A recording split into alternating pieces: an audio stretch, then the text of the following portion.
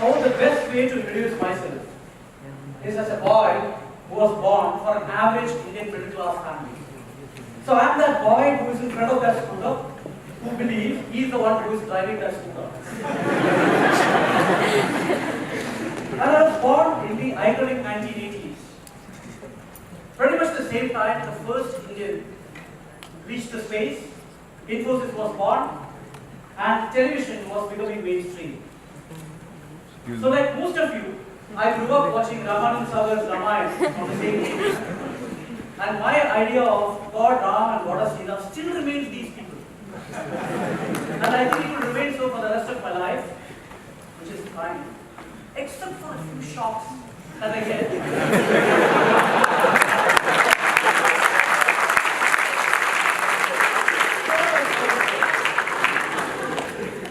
So if you look at the 1980s, it's a very interesting time. The reason being, that was probably the only time in the history of India, and probably in future too, when the traditional conventional thinking that we had coexisted with the newfound access to scientific thinking. Now, what that did to us is something very interesting. And before that, let me explain why I said that. If my grandfather fell sick, his mother used to blame the evil eyes of the neighbor and treated that. When my daughter falls sick, I blame the viruses and treat that. But when I fell sick, my mother blamed the poor neighbors as well as the virus and treated them both. So what that did to us is that it gave us two lenses to look at life for everything and anything that we do. A lens of tradition and a lens of science. So armed with these two lenses, I traveled around the world. I was blessed with a lot of life experiences, opportunities to interact with multiple cultures and people. And there is one pattern of success, one pattern of life and tranquility which I was able to unearth. And that's what I want to talk about. So let me think about the most important people in my life. Now interestingly, the most important people, the 5 most important people in my life are 5 ladies. And I would request you also to please think about the most important people in your life. Now the 5 ladies for me are my grandmother, my mother, my sister, my wife and my daughter. Now when I think about them, what comes to my mind is a few things. Like my grandmother, she raised me as a toddler. My mother, she introduced me to this world. My sister, she is the female version of me. My wife, she completes me.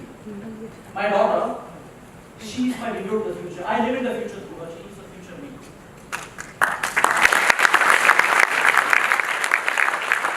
I'm sure when you think about your people, something very similar comes to your mind as well. Why they are so important to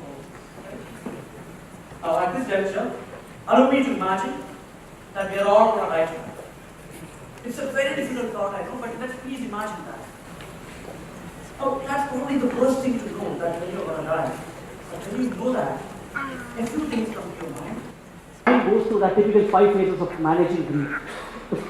You deny it, you're angry at it, you're bargaining with it, you are depressed, and finally you accept. And when you accept that, what comes to your mind is that the time is very limited, and within that time I can't do much, and was my life worth it? So what comes to your mind is, was my life worth it? Now how do I measure whether my life was worth it? Is it the money that I made? Is it the assets that I created? Is it the amount of sex that I had? Or is it the fame? Is it patents in my name? Is it my family? These things definitely were important when I was living because they fed my emotional needs or physical needs. But at this juncture, when I'm thinking, how do I measure my life? These things don't seem to give me that answer. Because these things were essential, but they did not feed my soul. I don't want to measure myself or the worth of my life based on these things. And how do I do it? Now at this juncture, let me go back to the 5 most important people in my life and look at it from that perspective. Now, when I know that I'm going to be gone tonight and look at these faces, what comes to my mind is not what came to my mind before.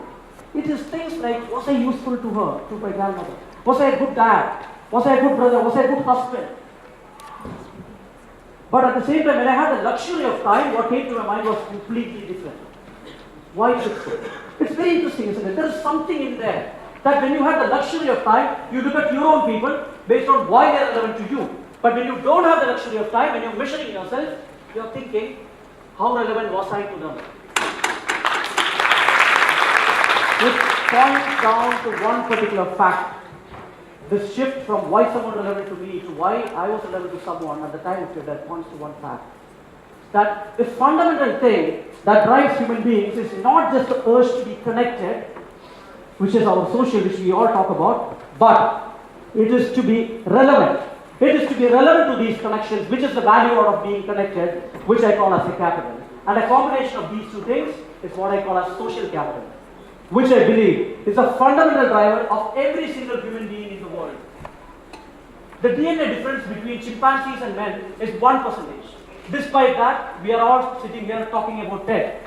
The ideas in my brain coming to you. Why? Because of our ability to collaborate, and that all came from our inherent drive to build and constantly enhance our social capital. Now, if that is what drives individuals, what drives business? Interestingly, it's exactly the same, because an organization is nothing but a collection of people. Now, if what drives organizations and individuals is a drive to build and enhance their social capital, how do you build social capital? Now, at this point in time, I have to recite a story to you, which helped me practice or understand this. So, I live in Singapore, and for last Diwali I went to Toronto, which is my hometown. And my mom has this habit of going out of the way to help people who are perfect strangers, or who are not our friends. And it gives, so me and my dad constantly ask her, why do you do this? So one episode happened last time when I was in Toronto, which was that for Diwali we had our plans for the evening. My dad has his plans, typical plans would be to go out and play cards with his gang. And in between, and boom, came a message from her saying, we have guests home for dinner this evening, please stay back. So that evening, we were keenly waiting for who is that guest who is coming home. So she drove down a couple. A boy who was a shopkeeper in the shop next to her office, and who was newlywed, and his wife. They were the guests. Now these two people came home. Me and my dad were surprised, like, why on a Diwali are you bringing these people who are kind of strangers to her as well? And then after an awkward start, some cold start, a little difficult start, finally, me and my dad tried to make that boy comfortable. We had a decent dinner. And then they went home. She drove them back home. And that night, I asked my mom, Mom, why do you do this? Why do you go all the way out to help people whom you do not know? Now, a typical Indian mother has a style of answering questions which she doesn't want to answer. I will give you one sentence and I will quote it with emotion in such a way that it spins and you don't ask the question back. And she is an expert at that. And this is what she did. She said, in a serious tone, that these people are new to our town, they are from a remote village, they don't know anyone in our town. Now, by bringing them home, I would at least help those guys to feel that they have someone here. And aside to that, the boy will also feel that he is able to show off to his newlywed wife that I know people here. Wow, that's good. And my dad was looking at her, what? You knew all these things, right? And then she said, by the way, all the good things that I do for people, my kids get its benefit. That's the emotional quoting, right? Okay, fine, thank you. So, not my engineer, not my hard work, but thank you, right? Now, when I looked at it, it was very interesting what she said. She basically what she was trying to do was build social capital for those couple, to make them feel relevant. That's what she did. But what she did not notice was that the instant she was able to build social capital for them, which is relevance for them, she became more relevant to them. She built her social capital as well. Now, which essentially is very simple, isn't it? It is like A and B, two people. If A wants to build a social capital with B, B just needs to build social capital with others, and in turn A builds a social capital with B. It's exactly the way I proposed to my wife. You do not, if I wanted to marry her, I did not do things that will make me happy. Instead, I did things that will make her happy, and in turn, she is here in this room as my wife. Poor thing, you will know that. Right? It's exactly the way it works. Something very simple. Now, if we look around us, there are a lot of businesses which has built social capital with us by doing exactly this. Let me take an example, Facebook. I'm sure at least 90% of the people in this room are Facebook customers. Facebook has built a social capital with us. How? Now, For example, in Facebook, imagine how many will upload pictures or put comments if Facebook did not have a like or a share button. Very less. Because what do people do once they put a picture or upload a comment? They keep going back and saying how many shares, how many likes. Why? Because that gives them a feeling or a vicarious feeling of a sense of relevance on something that they did for others. Now when you do that, knowingly or unknowingly, Facebook became a platform which not only quantified your social, but also gave you a platform to enhance your social capital. Thereby, Facebook built a social capital with us, or its customers. YouTube. Imagine YouTube did not have the measure of the number of video views. How many will upload videos into YouTube? Because a measure of a person, the way he measures or what he does when he uploads videos into YouTube is constantly go back and see how many views are there for his video. Why? Because it's kind of a way in which he is measuring his relevance or the relevance of his act. So YouTube is again a platform which helped its customers build and enhance their social capital. And in turn, they build social capital with us. Let's leave all those things and come back to India for my favorite example. Patanjali. That lady out there is my mother. Now when she was going to buy noodles, Nestle told her that I am very good, I am relevant to you. Then came Patanjali. You know what Patanjali told her? You are relevant to me. You are relevant to the movement that I am building, which is the Swadeshi movement. Patanjali became a platform to build social capital for its customers to feel relevant. The results are out there to see. Leadership. The best known leader of our times, the father of our nation. I grew up surprised and wondering what made my great-grandfather, who was a freedom fighter, to go out and stand in front of the unarmed British as part of the freedom movement, knowing that there's a probability he will not come back home that evening. Because what the father of our nation did was that he converted the freedom movement into a platform where every individual feels he is connected to something much larger than himself. That is the freedom movement. It became a platform where they started getting social capital for themselves. The unfortunate part about this is that even terror networks today are doing the same thing. Terrorists sitting in some part of the world are able to hire people among us to be a part of movements by making them feel relevant to that more than the community that they belong to.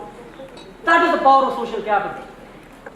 Now, all this points to one fact, that the way to build social capital is by helping others build their social capital, which is what I call as the karma of social capital.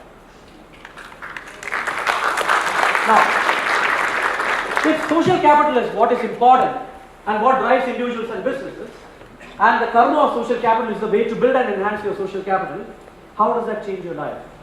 And knowledge is of no value if it doesn't impact your life. Now let us look at a few examples. Family. I'm a great fan of the way Indians bring up their kids. When I was growing up, my mother never told me that I'm a cool kid. She never told me that I'm a wonderful kid. What she told me was that, Arun, you're extremely relevant to our family. A destruction of yourself is a destruction of this family. So when I was growing up and I had access to our avenues to try out drugs or alcohol and quite a few things, what came to my mind was that if I destruct myself, I am destructing the whole family. I think this is the single largest reason why, despite all the troubles that we have, despite all the poverty that we have, we as a nation have considerably less number of addicts and alcoholics compared to the Western world. Now going back to old age, the biggest concern about old age is the fear of feeling unneeded, the fear of not being relevant to the society that you operate in. Studies say that the probability of death increases by 3 times for someone who does not feel relevant to the society, who does not have a social capital, despite feeling comfortable at home. Now, I've had so many friends who tell me this, that you know what, my mother and I, we don't speak often. I mean, we speak once in a month. But you know, my wife and my mother speak every day. She gets to know everything about me from my wife. What he's telling me is that I've got a great wife. That's good. What about your parents? Now, how do you feed their social capital? Probably by doing some simple things, making them feel relevant to your life, by probably telling them about what's happening in your life, asking them for a little advice. Now, whether we all die tonight or not, the people in the scooter have all grown up. The boy who is in front of the scooter is now driving the scooter, or the car probably, and his parents are old that they can't be in the scooter. And the boy takes a lot of pride in giving money and comforts to his parents. But what he doesn't understand is that the driver of individuals is not just money and comforts. Is there a need for social capital? Is there a need for relevance?